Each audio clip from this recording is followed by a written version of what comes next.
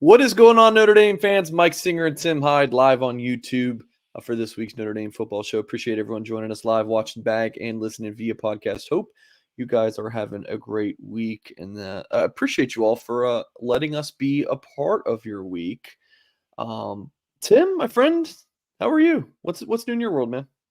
Yeah, just to go off what you just said. Yeah, thank you. These are the dog days of the middle of July. And like you say, Mike, if you're hanging out with us on a Wednesday night, thank you. God bless you. Notre Dame fans die hard for life. So we're 1 week away from training camp. So we finally quit talking about 86 things we don't want to talk about and start getting into some real football next week. So that's going to be very, very exciting. Yeah, today's the 19th. Fall camp's a week away. I know. Fall camp in July. That sounds odd. Yeah, right. Fall camp. It's July. Yeah, Yeah, even August is considered a summer month, but yeah. Yeah, obviously since Notre Dame's starting on the 26th, their first game's in August. They're starting a week earlier than they used to. August 26th, big 3-0 for old Mike Singer. Oh, that's right. Happy birthday.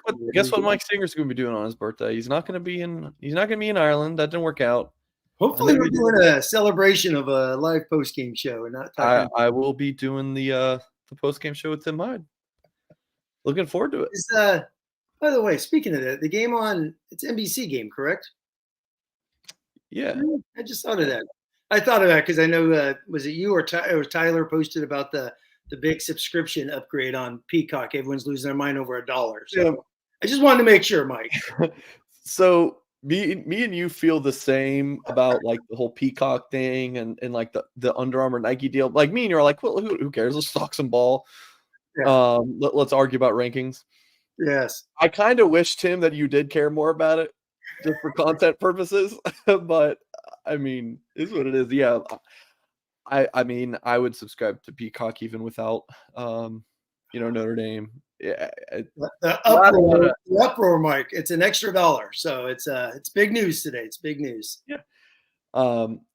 Everybody, hope everyone is well. Domer Wop says Tim is in a new crib. You're always moving. Nope. That's the boat. He just shifted. If Tim shifts it a little bit, towards his right shoulder there, it's the boat view that you guys are used to seeing. Well, what did one guy say? You tend to like look down towards the right. Is that a lie or a fib you do? I forget. Some guy was breaking down. Right. Is that something I texted you, or did we talk about it on the show? We may have talked about it on the show. That was one of those comments like a couple months ago. That was it was like a week or two ago. Like, I like Mike, but something about how I sit here, and I sent that to all my friends. Everyone got a kick out of that. So those are my favorite comments when I tweeted it. That's what, and I showed it on screen. Yeah, those are my favorites when I just get just a good fun roast. I'm all for it. Nothing wrong with that. My favorite one of all time is when listen to Mike Singer's like getting a root canal. That's a good one. That one's saved on my phone, and yeah, I hope that person is still around. Yeah, fun show today. Yes. We're just gonna talk recruiting rankings the whole time. I'm joking. I really hope we don't at all. Some Notre Dame recruiting talk, Notre Dame football talk. Fall camp's just a week away, and then next Wednesday's show, Mike watches body language breakdown videos on YouTube. I'm not sure I do that. Jake Hart. And next week's show will be that Wednesday after the first day of fall camp. So we will have Tyler Horka on to talk about what he saw from camp. So that's going to be a lot of fun. I think the first practice is like fully open as well. So yeah. T-shirts and shorts. We're going to have a big update. Good stretching lines. Get those good stretches going. Make sure Horka's got the prep there for the calisthenics. So but full practice though. I know. So, that is good. I wonder, have they, I mean, do you guys know yet? It hasn't been announced. I haven't seen anything online, the media, like how many practices they're getting or anything. Well, yeah, Notre Dame sends it out, but we're not supposed to put it out. No, I hear you. Yeah, it's not public yet. Websites in the past have said, screw that, I don't care. Yeah. But it's actually a lot. It's kind of been all over the place with Freeman. Like some of them, like I remember one fall camp was like, it didn't feel like there was much at all. Maybe it was just this past spring balls. Like there's not much availability. Then he opened it. Yeah. Yeah. And now this one, it's like half of them, or so. You at least get a few periods. So That's good. That's good. yeah, folks, please do hit that thumbs up on our show here and subscribe to our channel for more content. We'll dive into our first topic here in just a moment, talking about this guy named Sam Hartman. I think some of you guys might know about him. Please do hit that thumbs up again if you have not done so yet. But let's hear from our friends over at My Perfect Franchise, folks. If you are a displaced corporate executive, if you're wanting to put your career in your own hands, maybe you're an experienced entrepreneur wanting to diversify, well, maybe Andy Ludick, he can help you out. He is a huge college sports fan, and Andy's a franchise veteran, having owned multiple franchises and businesses. Using his expertise, he finds others find their American dream through a very thorough consultation and evaluation process. Give Andy a call and put your life and career in your own hands. Best of all, folks, his services are 100% free. So if you're interested in any of this, reach out to Andy. What do you have to lose? Get all the information you need at myperfectfranchise.net. All right, Tim. First topic, I'm actually going to throw an extra one at you as well, something that was not on our itinerary. But the first one, it was, and it was a nifty graphic here. Made by the amazing graphic folks at On3 with this data about most starts by an active FBS quarterback. Bo Nix, former Auburn quarterback, now at Oregon, with 47.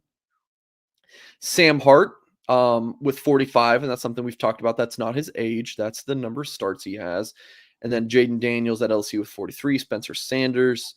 Where was Spencer Sanders at last? Was that the Oklahoma State quarterback, right? Oklahoma State. Yeah. No, he's now at Ole Miss. Got so many transfers on here. Dylan Gabriel, Oklahoma, 37 starts, and Keaton Slovis, former USC quarterback, is now at BYU with 37. So what? Of these 6, you got what? 6 transfers? Wait, or have all of them? Dylan Gabriel, was he a transfer? Or did he start at Oklahoma? Do you know, Tim? No. That's the oh my god, the guy. UCF. UCF, right? So all these guys are transfers then, right? Yes. Or Jaden Daniels, Arizona State. Yep. How about that? You know, all these transfers. Transfers. Don't get me going on transfers. Here we go.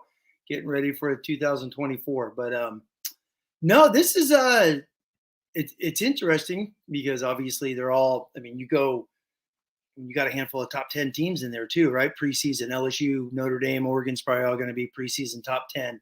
You know, Ole Miss on that cusp. I wonder if Sanders is going to start. That's going to be interesting. Ole Miss. They still have Dart, and they got someone else, someone in the chat if they know Ole Miss football. I think they have 3. Another one. They may have 3 transfers on their roster that Kiffin's all trying out, going crazy down there. But with Hartman, it goes back to, a lot of Freeman comments for me, going back to the comments back in December when Hartman came about, when Pine left, and then he obviously on the Pivot podcast he did with the guys on that thing, just talking about experience. He's used that word a lot. So this is obviously a big thing for Coach Freeman in his second year, is to have that experienced man at the helm in his second year. What does this mean for next year? Who knows? It could be a 1 year at a time moving forward, when it comes to quarterback experience. But with Hartman, I mean, obviously they went out and they got a guy who's throwing a lot of football. ACC leader, obviously we've talked about that 1,000 times. But with Notre Dame, a big group of young wide receivers still, correct? I mean, when you look at the group as a whole, guys are going to be playing. Tyree's a new position, the freshman. You still have Thomas, obviously only going to be going into his second year as a true, playing time and whatnot. Who would have thought the veteran of the group is what Colsey and Salerno, what, 6 years? Thomas, yeah. But as far as playing, Colsey the last 2 years. So no, it's going to be interesting. The whole team is going to evolve around. I mean, Hartman. I mean, we're going to talk about him 1,000 times. It's crazy. Literally, the whole season is going to evolve around quarterback play, and then for me, it's those playmakers. Who in the world evolves outside to create havoc and secondaries and make DCs have to double cover someone? Who is that guy in the wide receiver room? We still don't know. And is Hartman going to create one with the way he throws downfield. He's damn good back shoulder fades, damn good throwing 20-yard outs and things of that nature. Is really good. Yeah. So is he gonna find a guy? Is there going to be a guy that's going to be his go-to guy when it's 3rd and 8? Is there going to be a 75 catch guy, an 80 catch guy? That's my dude. That's Michael Floyd of 2011. We're going to him all year long. So it's going to be interesting to see how this wide receiver room really evolves. Yeah, it's interesting, Tim. A couple thoughts. Mike Goolsby says this a lot. It seems like every single year it's like young receiver room question mark. It's like, come on, you're like we got it. I mean, Ben Skronik was a fine player. You bring in some of these grad transfer guys. Yeah, he was fine. Caleb Smith, barely knew you. Yeah. And then some of the young guys, Jay Burnell, didn't stick around. Didn't work out. Xavier Watts moves to defense. Jordan Johnson didn't work out. I mean, yeah. I mean, that 2019-2020 group is really kind of hurt. Oh yes. Not having any experience. I mean, there's none of the guys on that team. That's the point. So with Hartman and these receiver, that's why I say Colsey's a junior. He played as a true freshman. Thomas obviously didn't. So he's literally the most experienced guy. And Deion Colsey, I mean, we could talk about him. Is he really a dude? Is he a go-to guy? And that's your most experienced player coming into this. How about this, Tim? Correct me if I'm wrong. From 2019, 2020, 2021, and 2022 classes, that's 4. You only have 3 receivers. Is that right? Yeah, because you have 2019. Thomas, you have Thomas, you have Colsey, you have Merriweather, and that's it. Yeah, Watts moved over. Brunel. In 2019, I can't even remember. It was what? Kendall Abdul-Rahman and Cam Hart came in as a receiver. Cam Hart. And he moved to corner early. Yeah. On. There's another one. Yeah, you're right. Crazy. And I get like 2019 would be graduate seniors, right? Sure. Yeah, 5th year guys. Guys. So I get that there's that they're not there, but still those guys, Cam Hart was a receiver before you could blink. Yep. Kendall didn't do much. Yeah, that's wild. That's why Alexander, man. And that's why obviously so many fans are excited about the freshmen. You bring in 4. You're like, is one going to be a dude? Is one going to be a constant presence on that field out of that 4? So, and that's exciting because you don't have any major dudes from the last couple of years, As much as we love Tobias, it's still just one catch. And you spent the first half of the season figuring out the playbook and the last half of the season injured with his concussion protocol. So, he's really a redshirt freshman when you look at him as a player. Yeah. My other thought was, man, you had that good 2.5 years stability. I think Ian Book was started for 2.5 years. And it kind of felt by the last year, it's kind of like, yeah, all right, we know this song and dance, right? Mm-hmm. But man, he was a pretty good player, right? Yeah. It's like, man, you look back and like, man, we had a pretty good these past couple of years, man. I mean, up and down the quarterback position, the Jack Cohn, Buckner, Pine year. Last year, Pine, Buckner. This year, who knows? It's like, man, kind of miss that stability at the quarterback position. And then next year, we're gonna have some new song and dance as well. It's God. I mean, I've gone on record. I've said it. I think Freeman's gonna go get a quarterback. I just do. They brought Cohn. I mean, you just look. And people are going to hate it. Goolsby, and I have talked a million times, as with you, about getting off the hamster wheel. They brought in Cohn because of Jakovic left. Book playing the 5th year. Jakovic left. Buckner, they weren't going to play as a true freshman. Give him the ball as a true freshman. Pine wasn't ready, so you needed Cohn. Play the young guys last year. They get hurt, injured, up and down quarterback season from both of those guys. And yet they still win 9 darn games. As crazy as it is last year, they won 9 games. Buckner comes back after 110 days and, is quarterback on the bowl team. But then they got rid of all that instead of bringing those guys back. See, this is where I go sometimes with this. You got 13 starts. You got another 13 starts. All those, whatever the starts could be in 2024 are gone. You're back to 0. So is Freeman. Freeman had 0 starts correct in his first year. He's got 45 in year 2. Is he going to go back to 0 starts? This is going to be, I mean, we have a whole season to play, obviously, but this is going to be a huge outlier behind the scenes of what is Freeman going to do in year 3. Does Minchie, does Angeli, do one of them come alive and really solidify themselves as a number 2? Like, we could win ball games with that guy next year. So it is going to be it's going to be one of those little hidden understories that we're going to have during the season. The backup quarterback is always one of the most popular players on the roster. Not even just to be like, oh, bench the starter, play the backup. Like, even if your starting quarterback is amazing and you start him, still the backup's always got the intrigue for who's the next guy. So Steve Angeli, Kenny Minchie, going to be players that I know we'll talk a lot about at Blue and Gold. All right, Tim, I wanted to throw this at you as well. This is something that I wasn't gonna. What do we got here? That I wasn't, we're not something we planned. Most yards per carry in Notre Dame history with the minimum 150 carries. I'll read this off for everyone. This is the top 10. Reggie Brooks, no surprise, 7.62. Don Miller, 6.83. Josh Adams, 6.65. Christy Flanagan, 6.39. Dexter Williams, 6.37. George Gibbs, 6.34. Jim Crowley, 6.26. George Atkinson III, 6.16. Emil Sitko, 6.15. Audric Estime, 6.01. That's 6 yards. I like that. That's a nice looking list right there.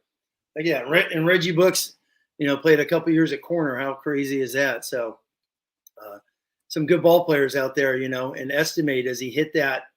Does he get to that 6 again this year? Obviously, with the 2 new guards, it's going to be interesting to see how they play in there. My favorite list is, guys were talking about this last week, greatest Notre Dame players of all time. I guess what Julian Love or Jalen Smith were on the NFL Network, and it's like George Gipp has to be in Notre Dame's, top 5 of all time. And there he is. There's a guy who played 100 years ago, Mike, and he's still in Notre Dame record books, which is fascinating. But for Estime, he's going to be a 200 carry guy. He's got to be the bell cow this year. Feed him the rock. And then with Hartman, going back to Hartman, and do they find a wide receiver? Can they force teams to respect and have to place them too high? If teams have to keep a DB deep, Estime is going to go crazy this year. He just is. Yeah, love that. All right, Tim, we're going to move along to Notre Dame offering a new quarterback in the 2025 class, Bear Bockermeyer. And if that name sounds familiar, his older brother, Hank Bachmeier, was a quarterback at Boise State for a few years, and he has an extra year of eligibility, the whole COVID eligibility year, and he's transferred to Louisiana Tech. Expect Bachmeier to put up huge numbers there. And then, so you have Bear Bachmeier here, his the middle brother, maybe there's another brother or sister in there that I don't know about, but Tiger Bachmeier is a true freshman wide receiver at Stanford. So quite the athletic family. I don't know what the athletic background is for the parents, but wow, like quite the athletic family. So the new offer for Notre Dame, well, and even Hank Bachmeier,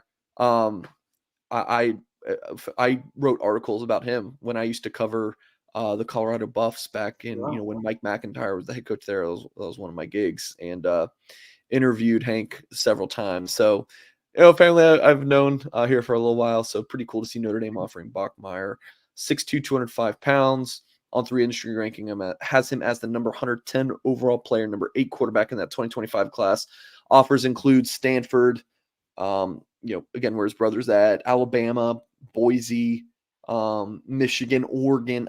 Right now, Tim, I would say Stanford, Oregon, or Notre Dame for Bachmeier, but it's pretty early in his recruiting process. He's only visited 2 schools, Stanford, to see his brother in the spring game. I want to say maybe his brother hasn't enrolled yet, but he was there for their spring showcase, I believe they call it, and then he visited Alabama over the summer, picked up an offer from the Crimson Tide.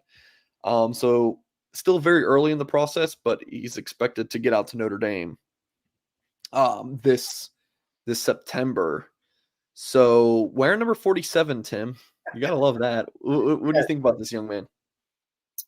Well, the first thing I noticed, Mike, obviously for all the fans out there of the ratings, is he's a 91 rating. So that's the same as CJ Carr, which all Notre Dame fans should be thrilled with this quarterback then, correct? So if we get that out of the way. So don't go there with the rating, Mike. Don't do it. Too early, buddy. Too early. Oh, man. I know. Hey, Anyways. Middle of July. Got to have a little fun. All right, you know what, Tim? We're starting this over. We're rewinding the tape. We're starting this over because I was thinking I just jotted down on my notes. You know what? Might clip this and use it as a standalone YouTube clip. I hear you. And dude, come on. That was the first thing I thought of, Mike. Yeah, I was like, come on. Throw jokes about that. All right. So new timestamp 21. I hear you. Oh, see, like someone already said, Tim, please no. So there you go. All right. So Tim, you pop on the tape. What do you see of Bear Bachmeier? Fantastic quarterback. He's an athlete. That's you just watch his film. He's got a cannon for an arm. He could run like crazy. Super athletic kid. Strong. You're gonna get a lot of talk about him and Tyler Buchner, correct? The way they throw.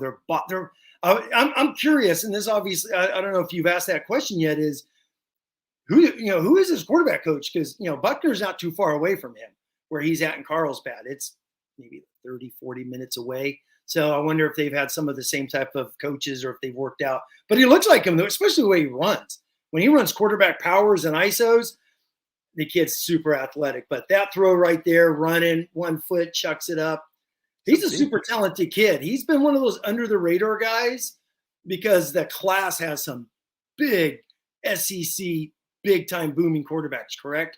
When you look at the guys, especially the Notre Dame guys they've offered. I'm talking about McIntyre, Lacey, even Deuce Knight, some of these high-end quarterbacks, Blair Underwood, these upper echelon guys, I'd say the top 5 in the country of getting so much notice. He's in that next tier, and that next tier, he's a legit dude. He's definitely in that 5 to 10 nationally top quarterback. I from the quarterbacks I've seen, I've tried watching a lot of them for 2025, and he's definitely in the top 10. I would call right now after his sophomore year.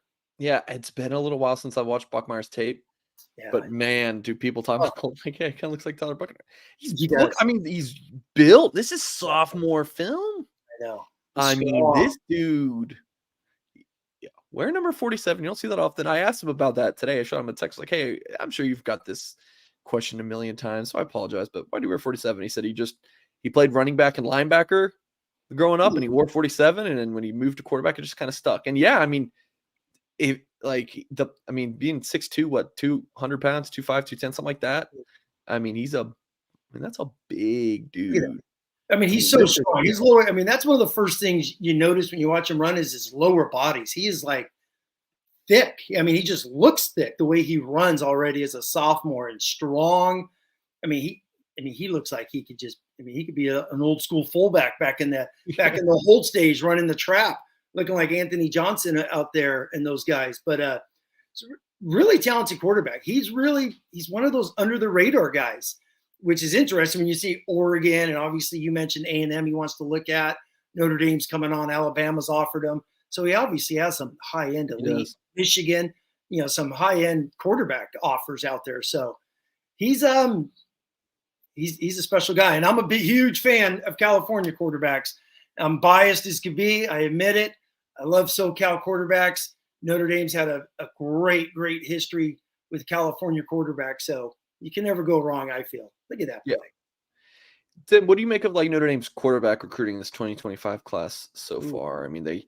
They've had their 2024 guy locked in for over a year now, CJ Carr. And in 2025, they've offered several. And you mentioned a few of them. Lacey's committed to Texas. Bryce Underwood's, Alabama or Michigan or something like that. Cutter Boley reclassified.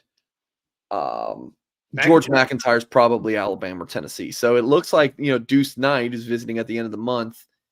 And this young man now, Bear Bachmeier. So this is the interesting thing, Tim. Every time Notre Dame offers a player, at like a position that people are closely following, it's, well, why are we losing the top of the board guy, like in Deuce Knight in this example? And then it's like, so when Notre Dame does offer another guy, that's the question. But also, if Notre Dame didn't offer this guy, then it's the question is, well, why did we put all of our eggs in one basket? So just remember that, folks. Every time, like when Notre Dame offers another player, it's not because they're not getting the other guy, So don't always go there. Deuce Knight's visiting on July 27th, I believe, and Bear Bachmeier will probably be on campus in September. So they have two big-time quarterbacks on the board. And I think the Irish staff would be happy to land either. So, any thoughts on all this, Tim? No, it's a great point. They're some big-time quarterbacks. 2025 is loaded. There's dudes all over the place. And Notre Dame went after them. Obviously, early on they had Underwood. No, nothing's happening with him. He's probably the best one in the country. They had who's the Ohio guy? His brothers on the Montgomery. Yeah, exactly. Montgomery, but that's faded away, which is fine. And then they do the pot of gold, with all the, they just went all in on SEC country and really have had no headway outside of Knight. No one's really given Notre Dame the time of day. So, and now with Deuce Knight, you're looking like, my humble opinion, reading the tea leaves on him, is he wants to, I believe he wants to play in the SEC. That's just what I believe. Yeah, I think that's what he's waiting for. That's why he's not in a rush, because he's waiting to see what Alabama, Tennessee, Georgia, whatever do, and then he's got Notre Dame there, which is fine. And then on top of that, my favorite quarterback is the Preston Zinner's buddy, Hyde. I love that guy. Love that guy. How Notre Dame, I'm going to go bang my head against this wall right here. How those guys did not offer him, because Dabo's been talking to him, I read, on some Clemson stuff since Christmas. And Dabo doesn't offer till late, and he offered him. Boom, he commits in 1 week. Notre Dame had film on him, transcripts. They've met him. They've been on campus. I'll never understand why they didn't offer him early. He's a dude. I think he's a top 5 quarterback in 25. I love that guy. But you got Knight. If things don't go with Knight, you got the Bear, and the Bear's a heck of a quarterback. So no matter what, it's going back to 2024 with all the argument about Carr and his ratings. He's a top 10 quarterback. Notre Dame has another chance to get another top 10 quarterback in 2025. So, they offered a handful, like you said, Boley recommitted, or reclassified, excuse me. And at the end of the day, if they could get Bear or Deuce, they got a dude to keep stacking on top of these other guys they've had that are going to be on campus next year. Yeah. All right, so that's the news. Notre Dame offering Bear Bachmeier. Like I said, Notre Dame will likely get him on campus in September. Seems early in his process. He's only done 2 college visits to my knowledge. So, you can find this article at blueandgold.com where I, talked to him. But, it just seems like Notre Dame is going to be in good position here. Yeah. But it's early. And he told me, like, look, I know that quarterbacks commit early, but I can't just like rush to a decision just because, quarterbacks commit early, because he's still early on in his process. And doesn't it seem like Deuce Knight's kind of doing that? He's all over the place. Like Deuce was, maybe I am committing by the start of the summer. Remember, that was what he was saying in the spring. Yes. And the last I heard, which was I think yesterday or the day before, was he's taking his time. So it's been a little bit all over the place. I was taking notes when you would send it. You think Deuce is staying in the SEC? Is that what you said? You know what? I just read the tea leaves. I think if he's not a rush, maybe not. But I kind of agree. Yeah. My gut, again, this is just my gut. Like, Notre Dame sources have continued to be optimistic about Deuce Knight, and nothing's there that's like making me think, oh, like Notre Dame's fading or anything like that. But just my read is that, yeah, it's probably not going to happen. And keep a close eye on Bear Bachmeier. Yeah, I was going to say real quick with Deuce is obviously Tennessee wants McIntyre. That's what it sounds like. Tennessee wants McIntyre. Clemson wanted him, but Clemson went and got the Boston guy, Blake, Hayward. is it Hebert, whatever it is? Yeah. So they got him. So, Clemson's out. So now it's McIntyre. It's McIntyre, Alabama, Tennessee. So Deuce is sitting there waiting to see who goes where. So that's a big part of it. And I wrote about that at Blue and Gold in the Gold Standard Monday. Please go check it out. I was like, quarterback dominoes might just work out for Notre Dame here. Yes. Because it seems like, Alabama has like Bryce Underwood. And I think that's their top guy in this class. And they've even offered Bachmeier too. But Alabama offered Bear Bachmeier. Does that mean they're losing everyone else that they're up? No, see, guys, I'm telling you, that's not how it works. But anyways, I think Bryce Underwood's their top guy. So if they get Bryce, then George McIntyre, Tennessee, which might mean Deuce Knight to Notre Dame. Like this is why we call it quarterback dominoes. Yes. And honestly, Tim, it's quarterback and tight end, and I guess kicker as well, and punters and long snappers. But it's like most schools just take one in a class. Yep. If you're taking the specialist, but so that's like tight end dominoes are similar to that. Not as much because like schools like Notre Dame will take two oftentimes, but you don't see two quarterback classes a ton. So it just creates these dominoes, and it's really interesting. And what happens in 2025 will certainly be intriguing. At this quarterback. I have a quick question for you off that. Obviously, it sounds like with Deuce, it's Tennessee, Notre Dame, but the kid's from Mississippi. Lane Kiffin's Alabama. Don't count up. Exactly. So, but I'm saying, let's just say Alabama, Tennessee get their guys. Deuce is sitting there. So now Deuce has to think, do I go to South Bend or do I reevaluate, stay home to Ole Miss, reevaluate the SEC? He's visited South Carolina, I believe. Does Auburn come back into play? No, Auburn's got White, correct? They got that really good athletic kid, I believe. Yeah. I think his last name's White. Right. Really good looking athlete. So Auburn's obviously out.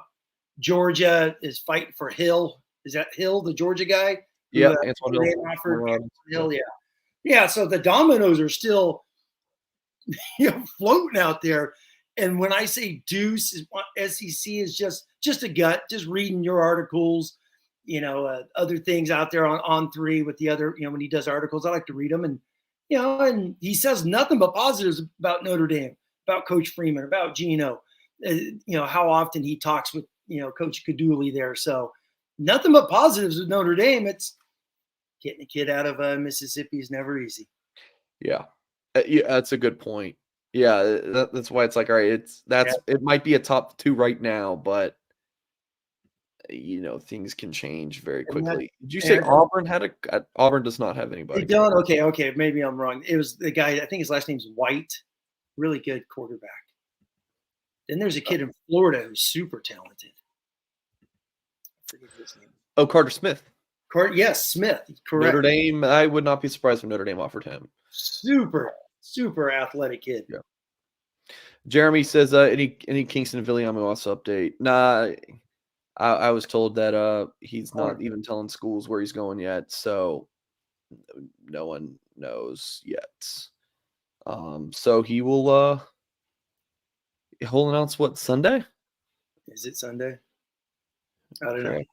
Yeah, I think the 23rd, which I think is this Sunday. So I'm not. I told you I'm not clicking on his stuff. I'm not clicking on Lambert. So you write all the articles. Just tell me what's up. Tim, I'm really hoping that Lambert commits to Notre Dame in July or August, so I can come. Yes. Up to Boston.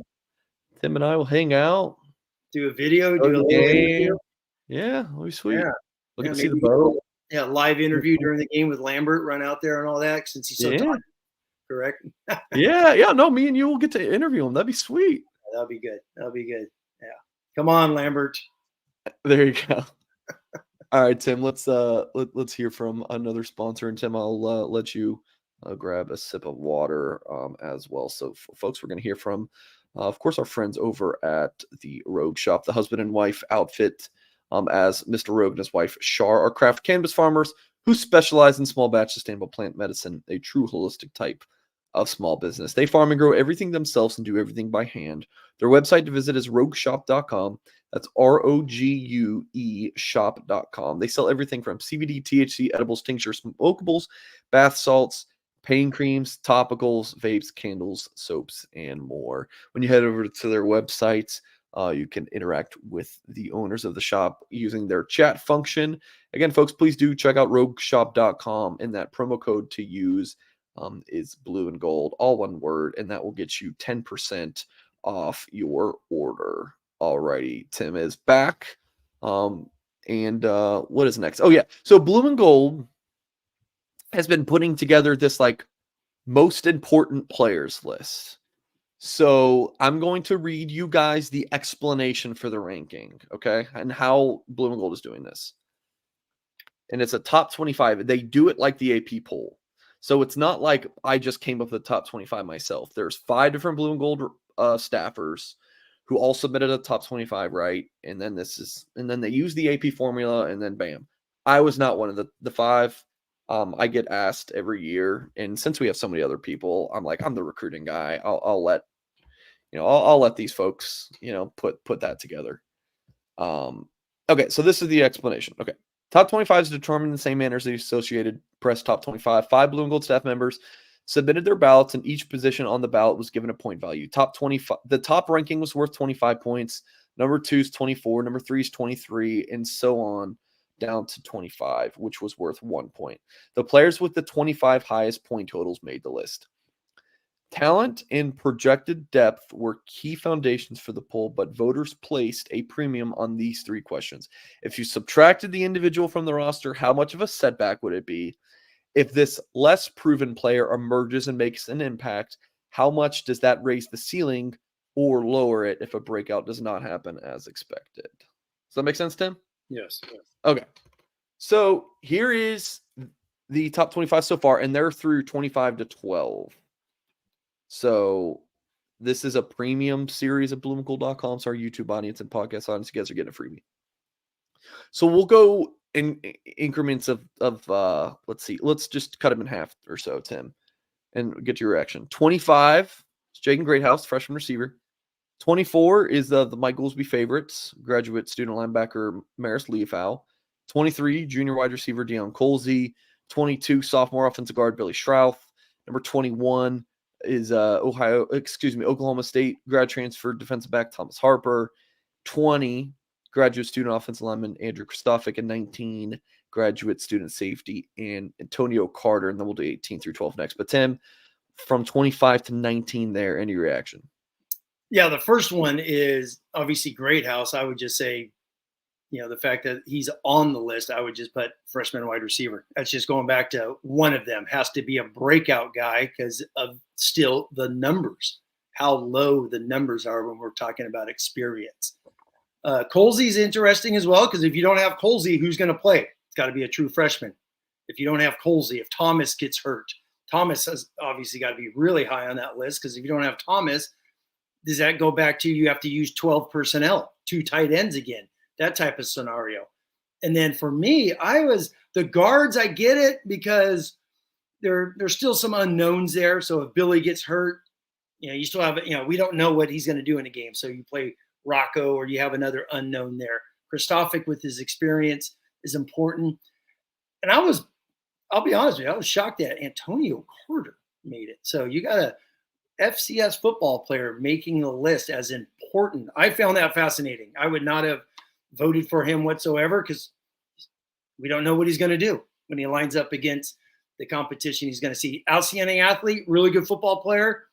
That one surprised me how high he was. I would not have put him in my top 25. Okay.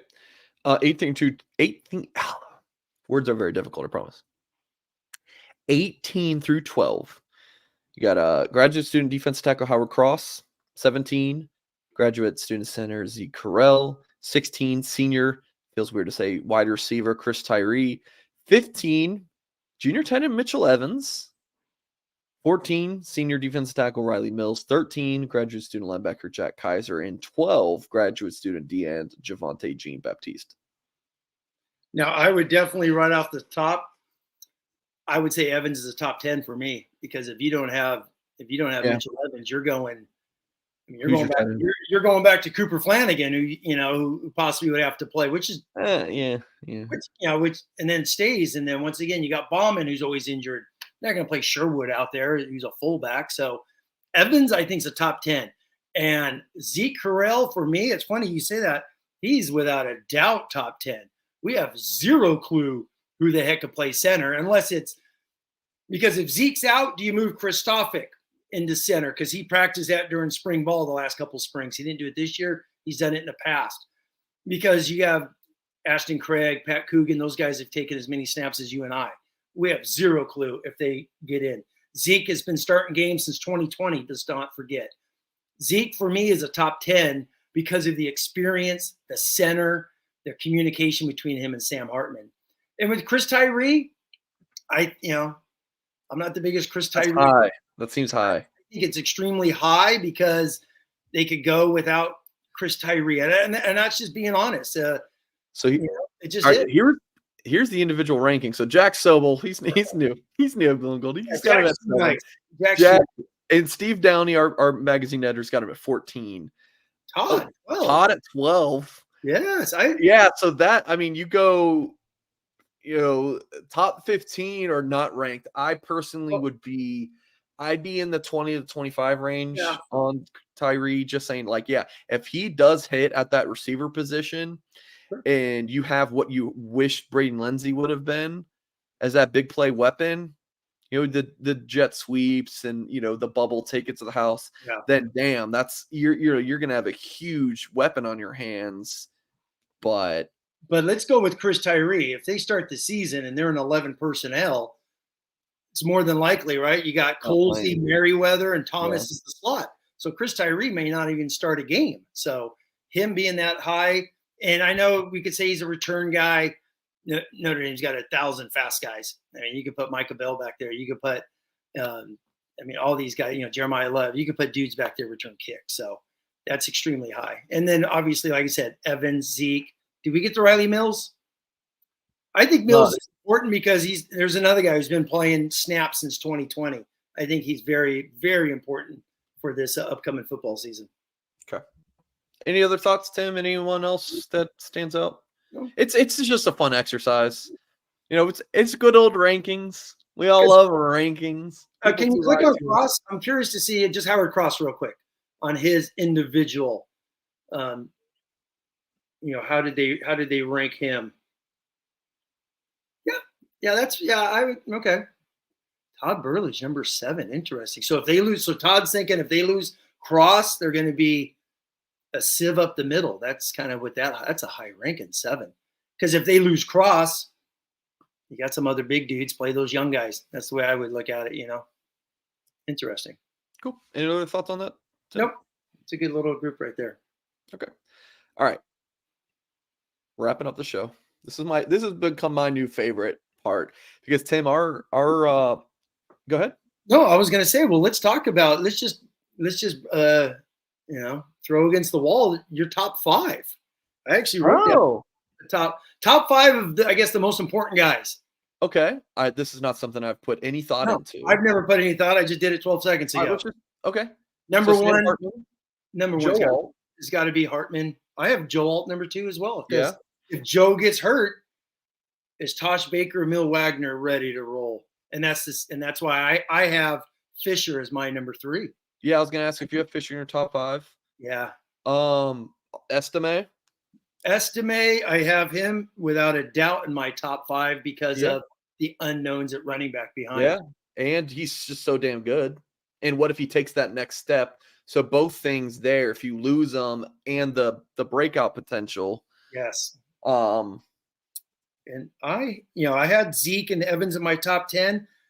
There's a lot on offense, a lot of dudes on offense. I put Xavier Watts because corner, Hart, Morrison, those guys, obviously they're very good corners. Don't get me wrong. But if one of them is hurt, can you play Jaden Mickey, Christian Gray? You got Clarence Lewis who started games, correct? So you have depth there. Who in the world, Mike? Ben Morrison. Ben Morrison. Yeah, I would say Ben Morrison has to be in the 5, right? Just real quick. That's what I'm saying. Because if you lose Morrison, though, you have corners. Who in the world are safeties on this Notre Dame roster? Yeah. You can see Ramon Henderson. Yeah, there's 2 sides of it. It's if you lose this guy, but also the talents, right? Ben Morrison, his impact and his importance to last season. But I would probably I would put Morrison just because of his impact. For some reason, I just Yeah. brainstormed. I wrote this list. I wrote Watts just because of the safety position. Because if Harper's still injured, is he playing nickel? It's like, I mean, are they really going to play a Don Schuler and Ben Minnick? It's like, there's the safety position is scary if one Yeah. of those guys goes down.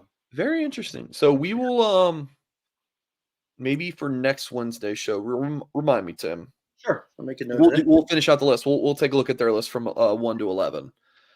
So that'll be fun. And then again next Wednesday, we will do an interview with Tyler Horka. We'll have him on because that'll be after the first practice. That will be fun. I remember doing that last year. Yep. Ashton Pollard, Yep. who of course now is a Blue and Gold alum, and she's working at Notre Dame in the athletic communications department. So yeah, that was a lot of fun. Okay, Annie Davis says Hartman, Estime, Jaden Thomas, Bertrand Morrison. Yeah, I mean, seriously, they're all. I mean, those guys. I mean, the same thing with Thomas because number one, Thomas has experience. He's got a lot of playing time last year. So if Thomas is out, now you're putting the pressure on Chris Tyree. Is it going to be a 12 personnel again? Is it going to be 2 tight ends? Bertrand, without a doubt, because he's got to be in the top 10 because of his playing time, his experience. He's a captain. And those backups, as talented as they've recruited in 22 and 23 at linebacker, we haven't seen him take a snap. Yeah. All right, Tim. So some of our social media clips have been popping off. Instagram, yes, even TikTok. I know some people don't like TikTok, but some of those videos we post on there pop off. Getting around 30,000 views. People love talking Under Armour on there. I did an Under Armour clip of Goolsby talking about Under Armour for 60 seconds, and gosh, I need to check it. I have the notifications turned off because it just got a little crazy, but that is funny. Goolsby talking Under Armour got 26,000 views. What? Yeah. And then Goolsby talking about a recruiting story got 26,000 views as well. So we need to do NBC announcing, apparel, more ratings. Just stick to the fundamentals, those top 3, right? Every week. Yeah, announcers and apparel. That'll get you. Oh, let's talk about Peacock. So I need, next time I get Goolsby on there, because Goolsby, I mean, love him. Big conspiracy theory. I mean, he'll throw out some stuff. I'm like, dude, come on with some of this. But anyways, so is good. We're gonna end the show with we're gonna do 2 60-second recordings, so I can use those. So the first one will be the biggest position battle for Notre Dame in fall camp. Oh wow, okay. Do you have one in mind, Tim? I'm good on the fly here. Here we go. Well, I'm giving you a second to. Yeah, let's go. I'm ready. TikTok it up. Okay. All right. You guys get to see how the sausage is made on these clips. Make sure you're following us on all social media platforms as well. Okay. All right, here we go. Fall camp starts for Notre Dame on July 26th, and there will be many position battles for the Fighting Irish across the board. Tim, what would you say is the biggest position battle for Notre Dame in fall camp? Without a doubt, Mike, my number one is who's the number 2 quarterback. You have a 6-year quarterback, a transfer. He's going to be a 1-year football player for this program. Who is number 2? Who solidifies themselves in camp throughout the season, reps, playing time, because we expect obviously the number 2 to get reps as we head into January 2024 when CJ Carr arrives, and what's going to happen at that position for Marcus Freeman's 3rd year. So without a doubt, for me, it is the backup quarterback for 2024. Good job, Tim. How was that? Was that under 60? Yeah, I think so. Maybe like 40 seconds. That's perfect. Yeah, that's backup quarterback. Do people agree? I mean, seriously, do people agree? I think who's the number 2 is obviously we play Mike Backer and the guards and all that typical junk. It is number 2 because if Sam Hartman, I like to use the stupid metaphor, if his belt buckle breaks and he's out for a couple snaps and they got to get a belt buckle for Sam Hartman, who is going out there? I mean, look at Drew Pine, correct, last year against UNLV. He gets knocked out and Jelly has to come in. Who is that guy this year? I think the battle in August is going to be wild for the backup quarterback. I like it. Yeah. And like I said earlier in the show, that's always one that is very hot. Yeah, people Well, love. especially this year, because Carr comes in January, and Hartman's here for 1 year. All those quarterbacks you showed on that transfer thing, they've been at their places multiple years. Sanders is going to be 1 year at Ole Miss, but so many of these hot quarterbacks we've heard about, they've all been at their schools multiple years. Hartman's 1 season, so who is going to replace Sam Hartman? It's a massive storyline. All right, so the second clip we're going to do is which true freshman is primed to break out. I thought about this one. I'm gonna give you a little surprise. So before we started recording, Tim was like, "Mike, do you want to know who it is?" And I was like, "No, just." I actually, I thought about. If you're saying it's a surprise, it's not Jaden Greathouse then. No, it's not a wide receiver. I went with someone on Okay. defense. How's that? Let's see what people think. I know who I'm expecting. No, here we go. I'm going to type it out right now, and I won't hit enter until you're done. You're done talking. How about that? Then you'll be surprised. Here we go. Okay. All right. Here we go. Notre Dame signed a top 10 class in the 2023 cycle. Tim, is there a true freshman on this roster that you think is primed to break out for the Fighting Irish this season? Yes, and I'm going to have a surprising pick, and for me, it's going to be Drake Bowen. I'm going to go Bowen because the linebacker position, 3 fifth-year seniors. You have over 400 tackles with those guys, nearly 60 career starts. Coming into this season, they're all going to be gone here after the Stanford game, correct? They're gone. Who is going to be those linebackers that get reps? They're going to get playing time, that second tier, getting experience, because I don't think Marcus Freeman wants to go into Texas A&M next year with all brand new linebackers with no playing time. So for me, I think Bowen is going to be one of those stars of summer camp and get him on the field this season to get ready for 24. 46 seconds. Hey, I've been watching NFL Network in the morning, so I've been getting ready, making lunches for the kids, watching Good Morning Football, getting ready for training camp. So and they prepping. They get this, and they talk. You brevity is key. It's like the halftime shows. It's like, hey, coach, you get 2 sentences to talk about the game. Like, there you go. So good job. Yeah, Kevin Greenman says Mike fail, laughing emojis, because I thought you were gonna say Vernon. You know what? And I actually thought about this because you asked me today, and I was just like, all right, who is? And I just started thinking position battles, and for me, it's going back to quarterback. It's going back to linebacker. You got all these old guys. Notre Dame is really recruited good at linebacker in 22, 23. This guy's got to get on. They got to get on the darn field. Whether it's 6 snaps, 8 snaps, 12 snaps, they got to get on the field to show what they could do. And they're very athletic. Yeah, I think Greathouse is probably the obvious choice. Yes. True freshman linebackers. Do you see that a lot? Like those guys getting on the field?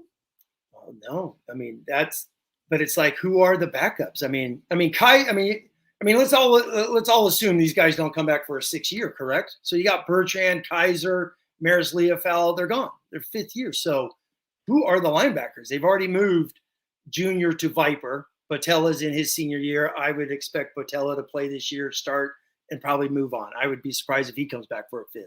So Junior is your Viper next year. And then it's who? Bowen, Ziegler, Jalen Sneed, obviously. I didn't want to talk redshirt freshman. But you have that young group. So is Sneed going to be a nickel dime guy? Is Bowen going to get true work as a Mike Will to replace one of those guys?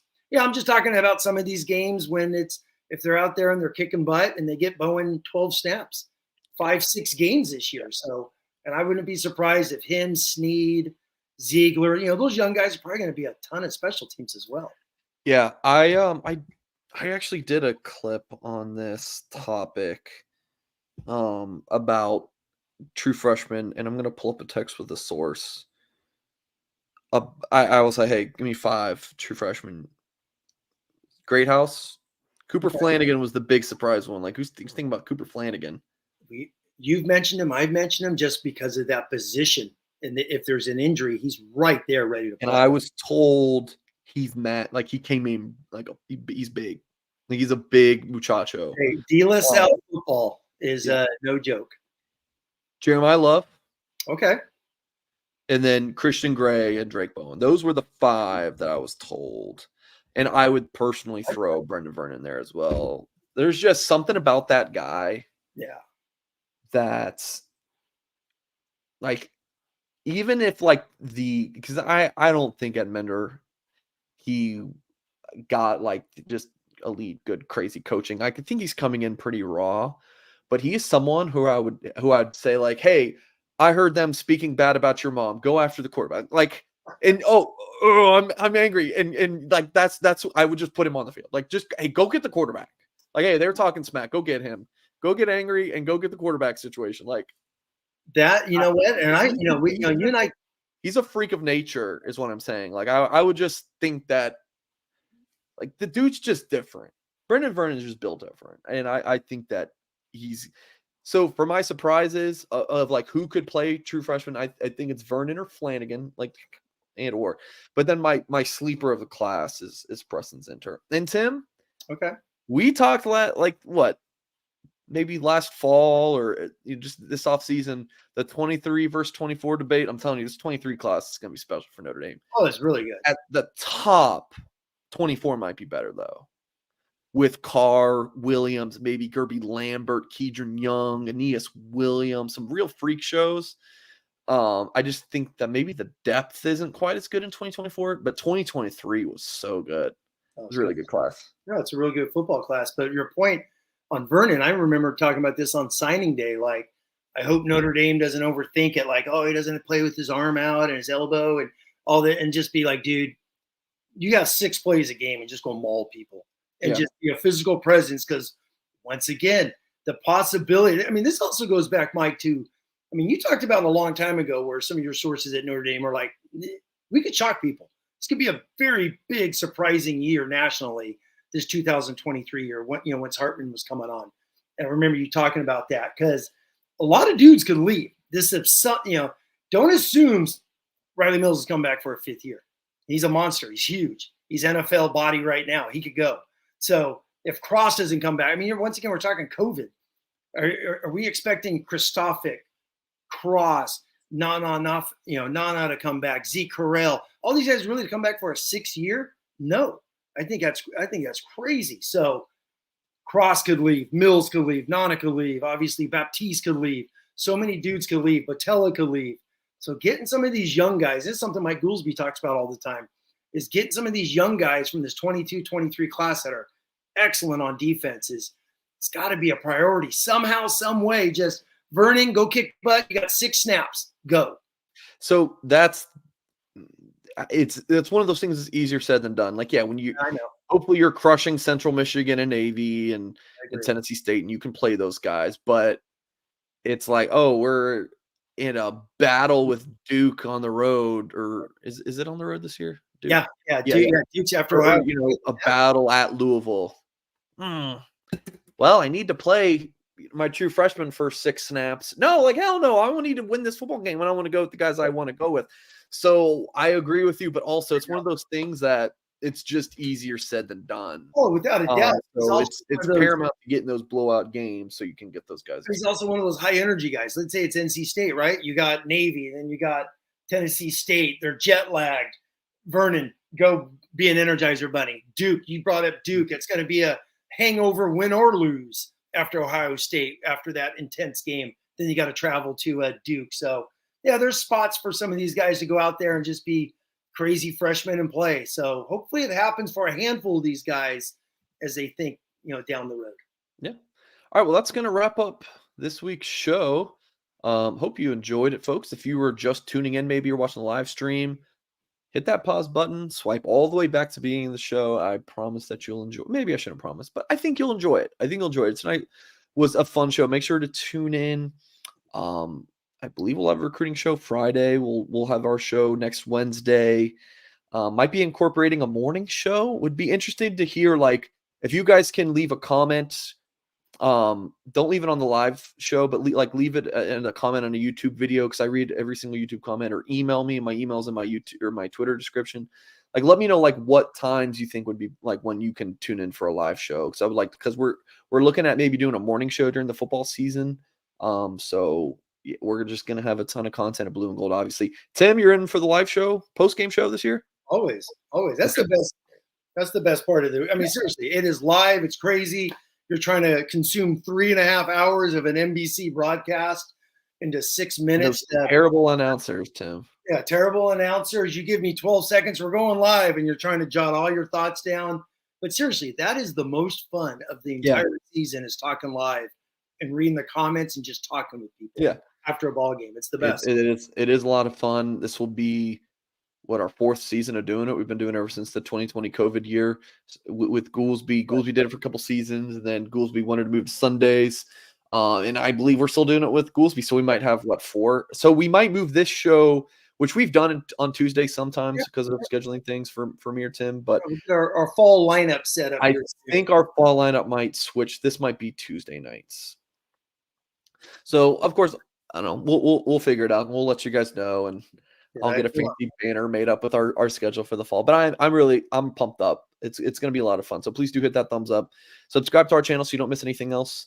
And head over to blueandgold.com for so much more Notre Dame football and recruiting coverage. I appreciate you all for watching or listening. And as always, we will catch you next time.